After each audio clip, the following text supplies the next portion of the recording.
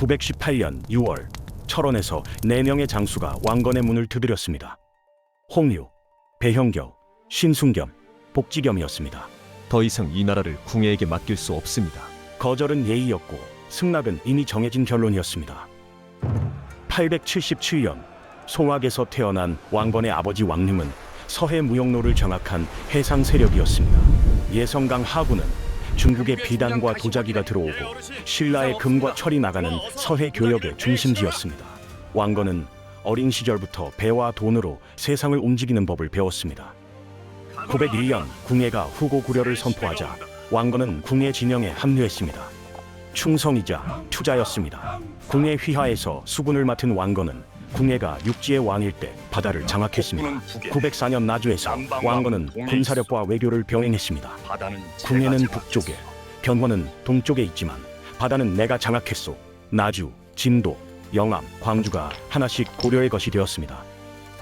918년 정변 직전 왕건은 공식적으로 궁예의 신하였지만 실제로는 서남부 해안 전체의 지배자였습니다. 궁예가 광기에 빠져 있을 때 왕건은 이미 자신의 왕국을 건설하고 있었습니다. 918년 6월 궁예의 공포 정치가 극에 달하자 홍유, 배현경, 신순겸, 복지겸 4사람이 먼저 움직였습니다.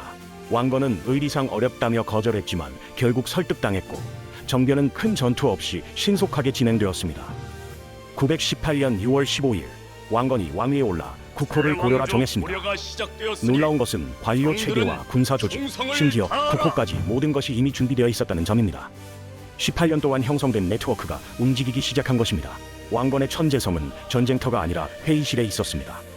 정비와 후비를 포함해 29명의 왕후와 혼인 동맹을 맺었는데 충주 유씨, 광주 왕씨, 황해도 김씨 등 각 지역 호족과 연결된 것입니다.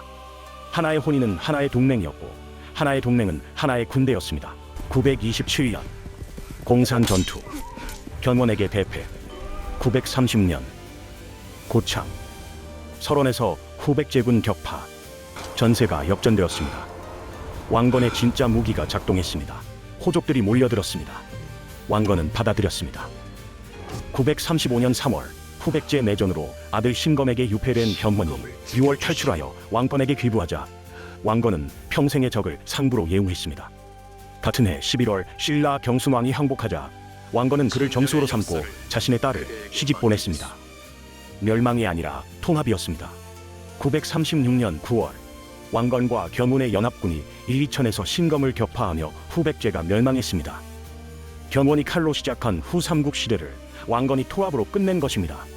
936년 9월 견원이 사망하자 왕건은 평생의 적에게 최고의 예우를 바쳤고 신라 유민과 후백제 유민, 북방 호족 모두에게 자리를 주었습니다. 그러나 943년 죽음을 앞두고 남긴 훈요 10조 8조에는 차현 이남, 공주강 밖의 사람들을 등용하지 말라는 조항이 있었습니다. 바로 후백제의 옛 땅입니다. 왕건은 후백제 유민을 받아들였지만 후손들에게는 경계하라는 조항을 남겼습니다.